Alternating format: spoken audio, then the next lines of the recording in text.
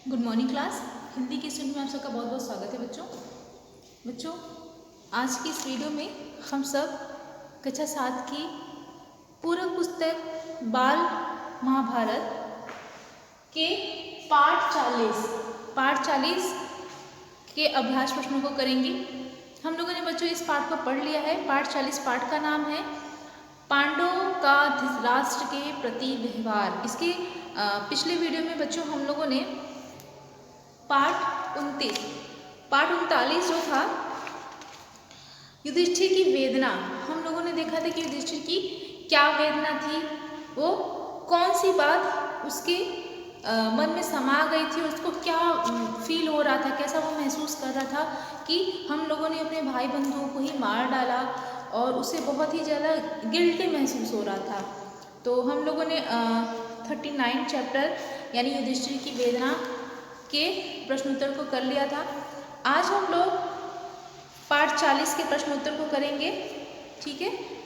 और आप लोग अपनी कॉपी पेन निकाल लीजिए और मेरे साथ पाठ 40 के प्रश्नोत्तर को करिए, ठीक है। पाठ 40 में हम लोग क्या पढ़ेंगे बच्चों कि अब तो महाभारत का युद्ध लगभग समाप्त हो चुका था पूरी तरीके से। सारे के सारे वीर योद्धा एक के बाद एक मारे गए थे। अब पांडवों का धृतराष्ट्र के प्रति कैसा व्यवहार था, क्योंकि अब तो धीरे धीरे सब कुछ समाप्त हो गया था, लेकिन उनका व्यवहार कैसा था धृतराष्ट्र के प्रति। वो क्या खुश करने की कोशिश कर रहे थे धृतराष्ट्र को कि उन्हें अपनी पुत्रों की याद ना आए जो इस मृत्यु को प्राप्त हो चुके हैं इस भीषण युद्ध में, ठीक है। तो हम लोग इस पाठ के प्रश्नोत्तर को करेंगे। पहला प्रश्न है इस पाठ से कि पांडव ऐसा क्या करने लगे जिससे धृतराष्ट्र का अपने पुत्रों के अभाव महसूस न हो। प्रश्न हमारा पहला है, प्रश्न पहला, पांडव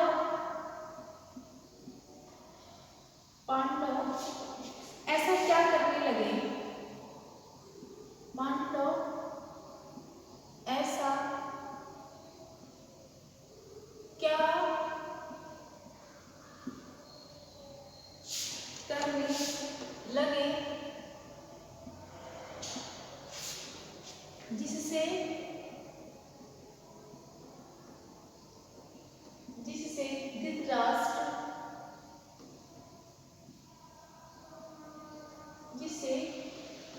धृतराष्ट्र का अपने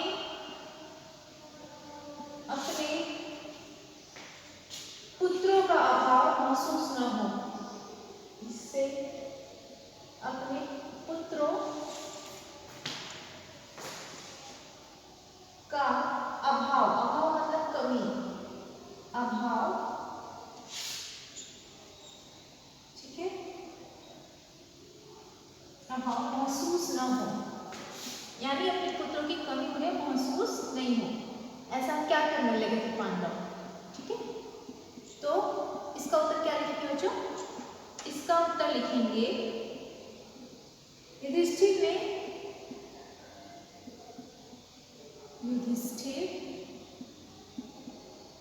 ने अपने भाइयों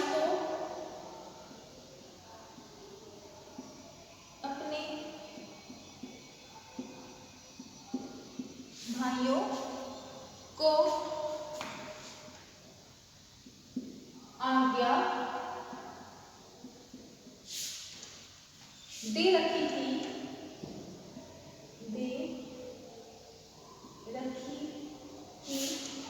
कि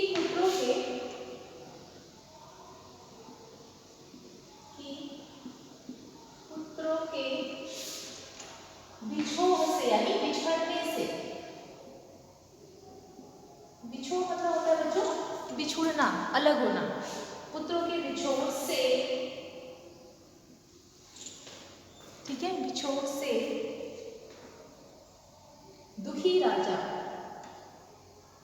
दुखी थे, तो दुखी राजा धृतराष्ट्र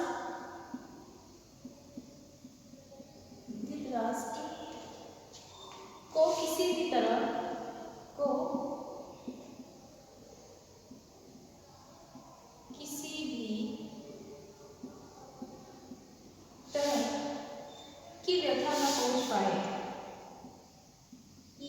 व्यथा यानी दुख, व्यथा न पहुंच पाए।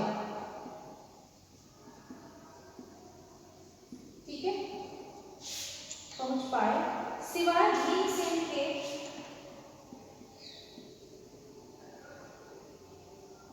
सिवाय भीमसेन,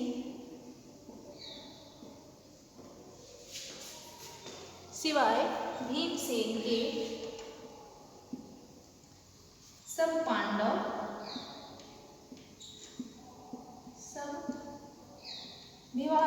सब पांडव युधिष्ठिर के ही, युधिष्ठिर के ही आदेशानुसार व्यवहार करते थे, आदेशानुसार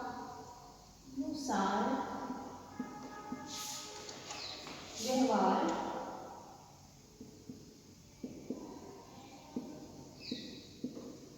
करते थे। ठीक है, पांडव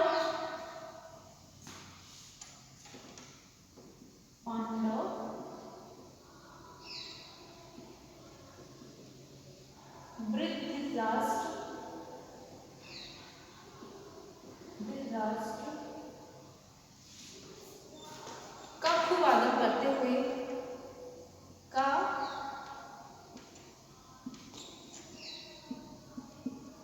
खूब आदर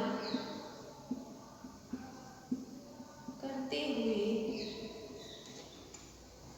उन्हें हर प्रकार का, उन्हें हर प्रकार का, उन्हें हर प्रकार का सुख एवं सुविधाएं पहुंचाने के, सुख एवं सुविधा, सुख एवं सुविधा पहुंचाने के प्रयत्न में लगे रहते थे, प्रयास करते थे, हमेशा प्रयत्न में लगे रहते थे, जिससे धृतराष्ट्र को, जिससे धृतराष्ट्र को क्या न हो, अपने पुत्रों का अभाव महसूस न हो, अपने पुत्रों का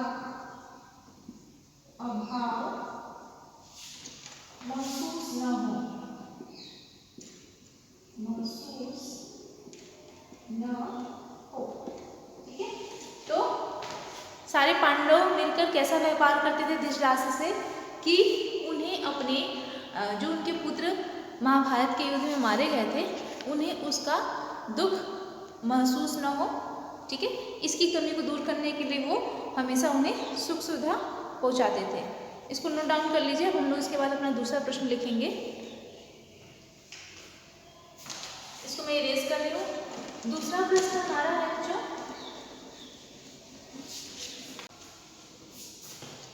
ठीक है, इसके बाद हमारा अगला प्रश्न है, किस कारण भीमसेन अपना पुराना वैर नहीं भूल पाता है। प्रश्न दूसरा, किस कारण भीमसेन, किस कारण भीमसेन अपना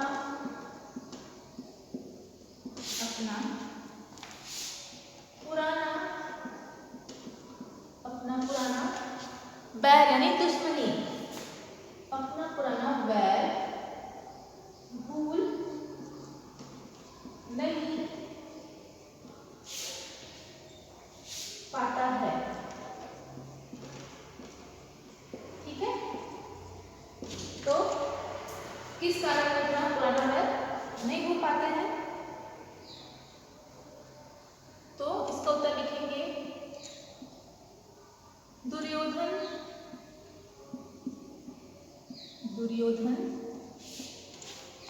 दुशासन,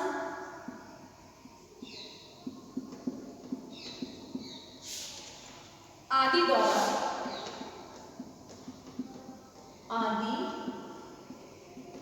द्वारा किए गए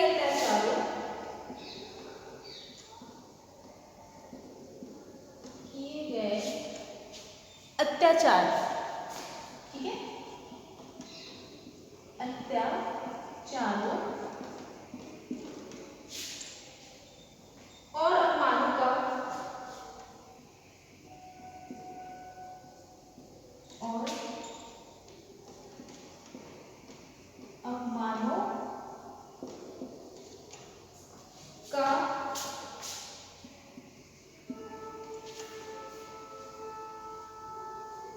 दुखद स्मरण, स्मरण मतलब याद करना, ठीक है, दुखद स्मरण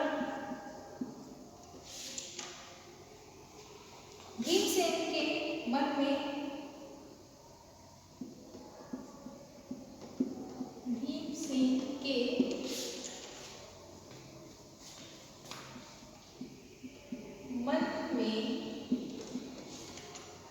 अमिट रूप से, अमिट मतलब जिसको मिटाया नहीं जा सकता, अमिट रूप से अंकित हो चुका था, यानी छप चुका था, अंकित हो चुका था, ठीक है। इसी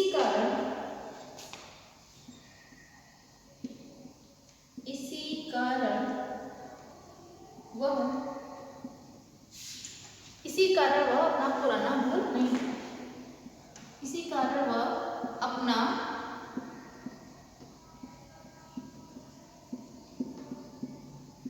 पुराना बैर, ठीक है, यानी दुश्मनी, अपना पुराना बैर भूल नहीं पाता है,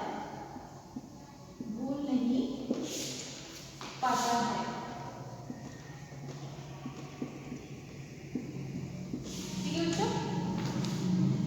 इसके बाद हमारा अगला प्रश्न है, इसके बाद हमारा अगला तीसरा प्रश्न है कि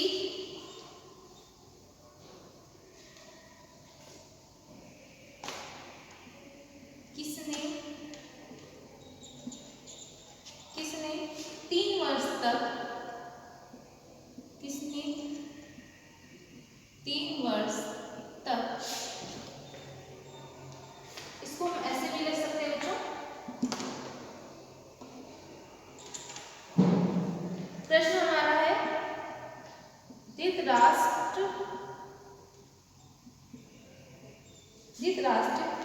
गांधारी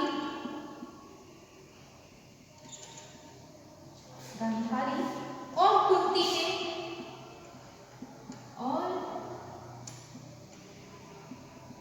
कुंती ने 3 वर्ष तक, कुंती ने कितने वर्ष तक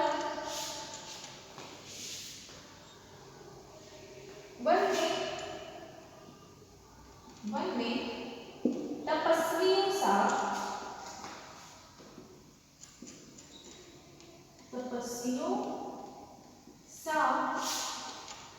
जीवन व्यतीत किया, तपस्वियों सा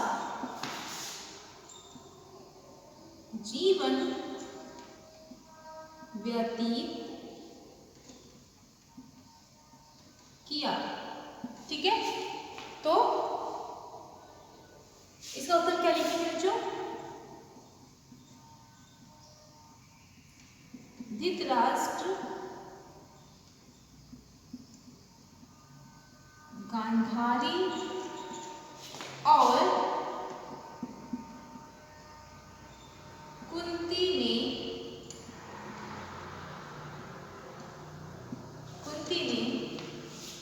3 वर्ष तक वन में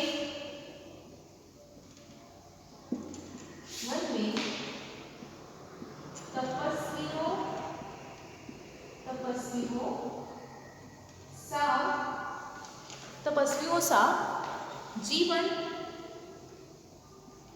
क्या किया? व्यतीत किया, जीवन व्यतीत किया।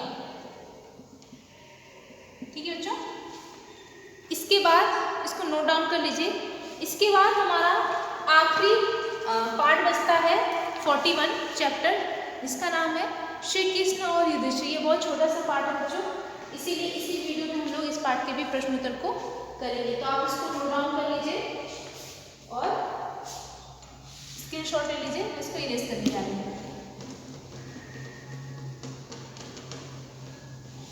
इसके बाद पाठ 41,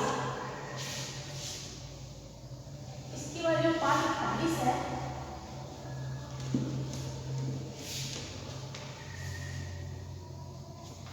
उसके प्रश्न उत्तर को हम लोग करेंगे। तो इस पाठ में जो हमारा पहला प्रश्न है वो है कि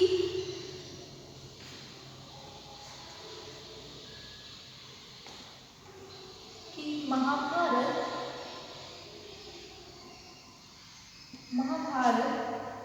के युद्ध की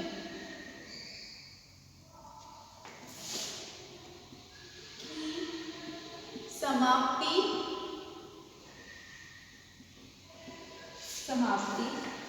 के बाद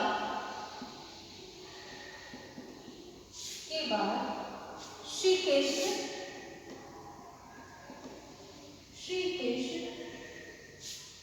कितने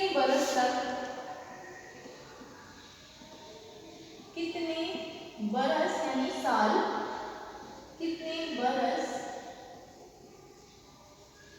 तक, ठीक है, द्वारिका में राज करते रहे। द्वारका में राज्य करते रहे। ठीक है, तो इसका उत्तर क्या लिखेंगे बच्चों? उत्तर इसका लिखेंगे महाभारत के युद्ध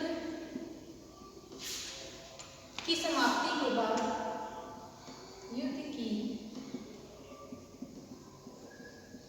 समाप्ति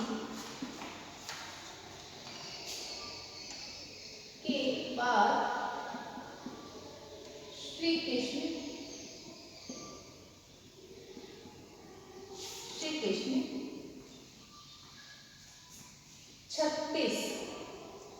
36 बोलते हैं 36 को, 36 बरस तक द्वारका में राज्य करते रहे।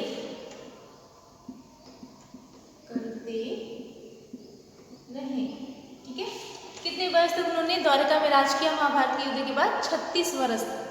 ठीक है, तो अब बच्चों इस तरह हमारा ये पूरा पाठ समाप्त हो गया।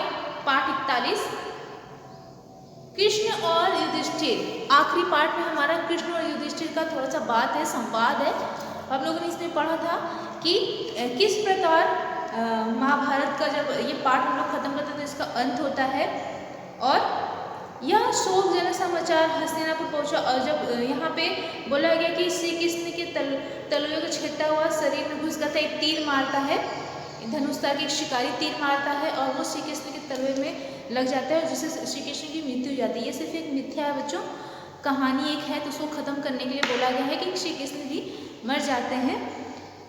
लेकिन ऐसा सच में कुछ भी नहीं है कि श्री कृष्ण का देहांतवास हो गया, ऐसा इस पाठ को ख़त्म करने के लिए बोला गया है। और जब उनके मरने की जब समाचार हस्तिनापुर पहुँचती है तो पांडवों के मन में एकदम विराग छा जाता है। जीवित रहने की चाह अब उनमें नहीं रहती है। अभिमन्यु के पुत्र परीक्षित को गद्दी पे बैठा के और पांचों पांडव ने द्रौपदी के साथ तीर्थ यात्रा पर जाने का निश्चय कर लिया। और इसी प्रकार ये पूरा पाठ भी समाप्त हो जाता है और महाभारत के युद्ध की समाप्ति भी हो जाती है। तो बच्चों, अब हम लोग अपनी अगली वीडियो में वसंत भाग 2 के अभ्यास प्रश्नों को करेंगे।